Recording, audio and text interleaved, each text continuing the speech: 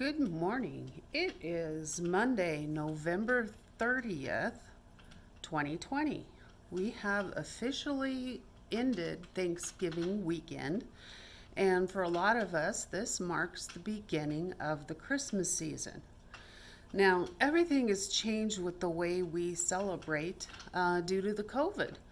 So, I would like to remind you of Christmas last year when we were running back and forth to relatives' house, to stores shopping, baking, Christmas parties, Christmas plays. We had the Christmas party for work, the Christmas party for school, the Christmas party for church.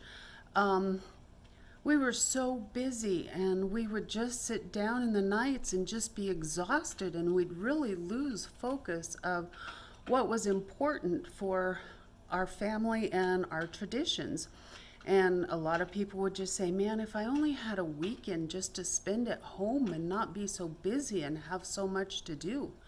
Well, wow, COVID has done that for us. We can now stay home and we can focus on the important things. We can spend time with our families, and we can create new traditions with our families. And I think maybe in a way, this has been a blessing in teaching us that we need to slow down and focus on what's important to us. And we need to look at this as a blessing. And now we can spend time more as our grandparents and great grandparents did. And instead of, watching TV or on the internet, we can actually focus on each other and talk to each other. And so I ran across this book. It's called Everyday Confetti, and it's by Karen Eman and Glennis Whitwer.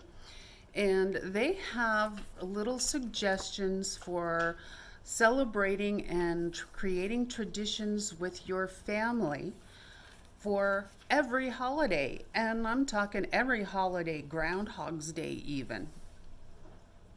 So I really do want to go into this and help us work with each other and our families, and maybe give you some ideas on creating new traditions within your family and being able to spend some quality time with your family.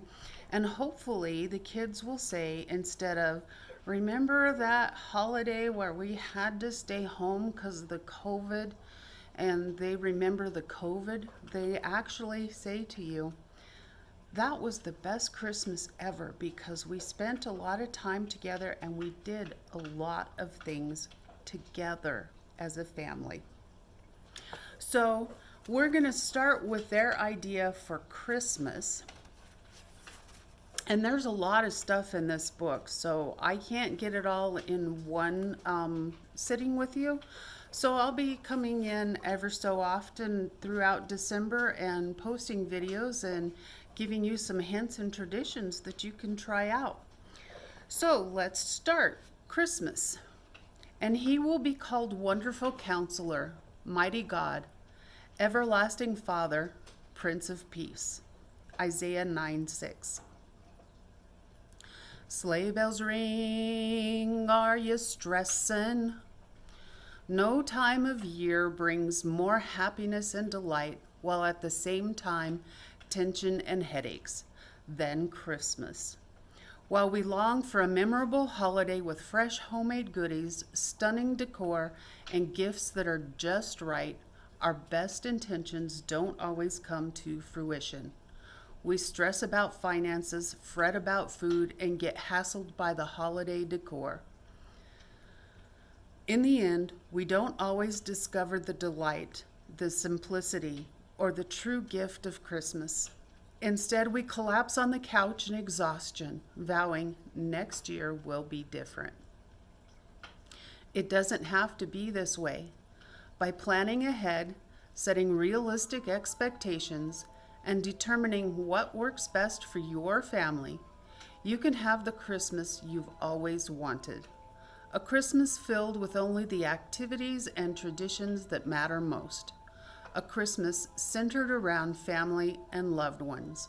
filled with memorable moments that will last a lifetime. Wise women still seek him. You will seek me and find me when you seek me with all your heart. Jeremiah 29:13. In the midst of shopping, tinseling, frosting, and wrapping, we can easily miss the true meaning of Christmas. Too many activities, combined with the stress of trying to do it all, leaves us feeling exhausted and empty. This festive frenzy is really nothing new.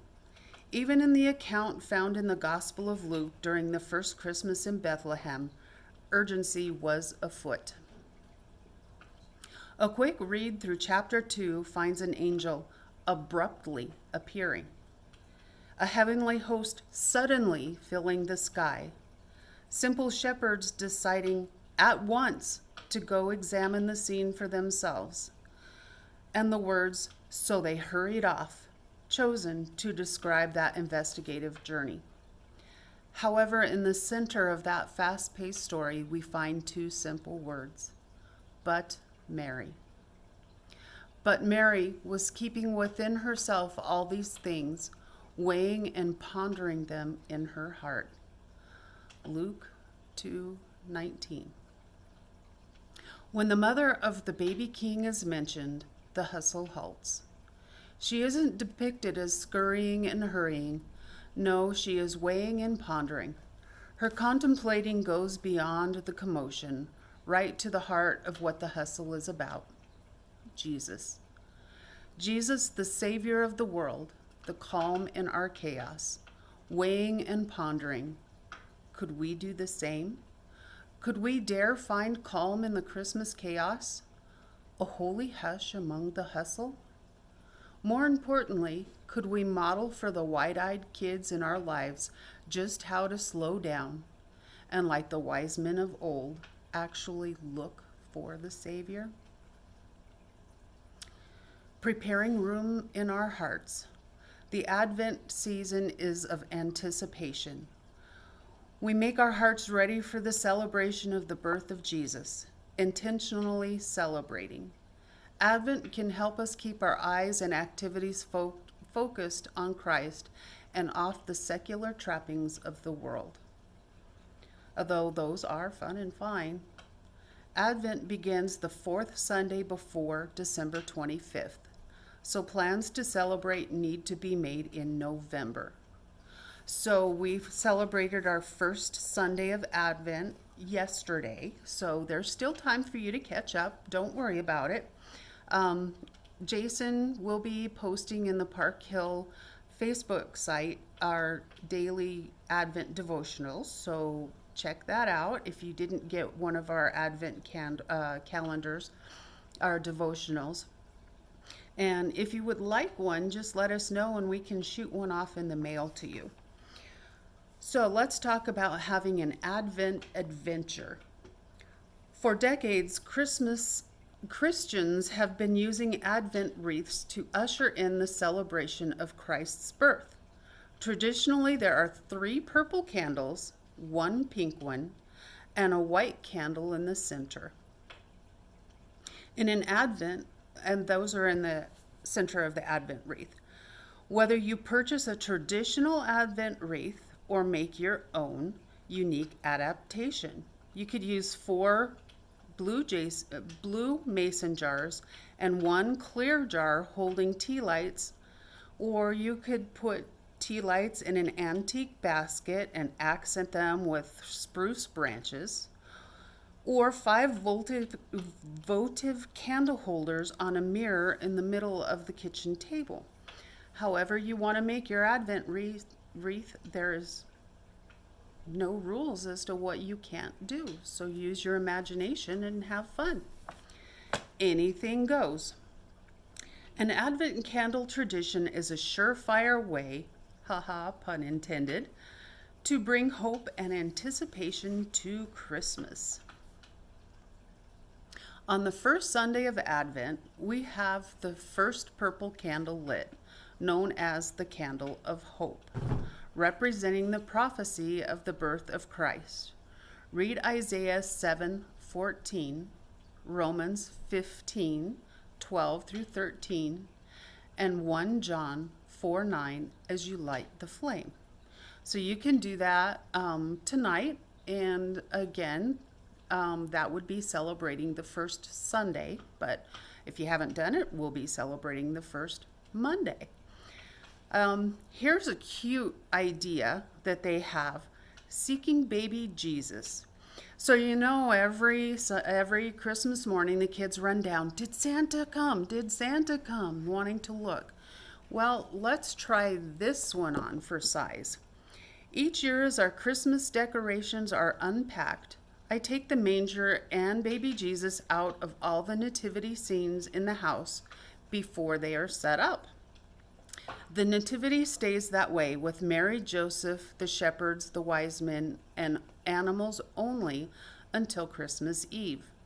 Then when everyone else is asleep, I tuck baby Jesus into the manger scenes. I tuck baby Jesus into the manger scenes. The girls were always excited on Christmas morning to check to see if Jesus came. Now that they are older, if they get to the decorating before me, they still take out the Jesus figurines and give them to me for safekeeping until Christmas. It's a fun way to keep Christ in Christmas, and always gave the girls something to look for on Christmas morning that we felt was even more important than the goodies that their stockings held. What a great tradition to start this year. Instead of running down looking for Santa, let's have them run down and look for Jesus. Thank you for joining me. I hope this gave you some good ideas, and we'll continue to check in ever so often and give you some more ideas for some great traditions that you can start with your family this year. Have a great day, and we'll see you soon.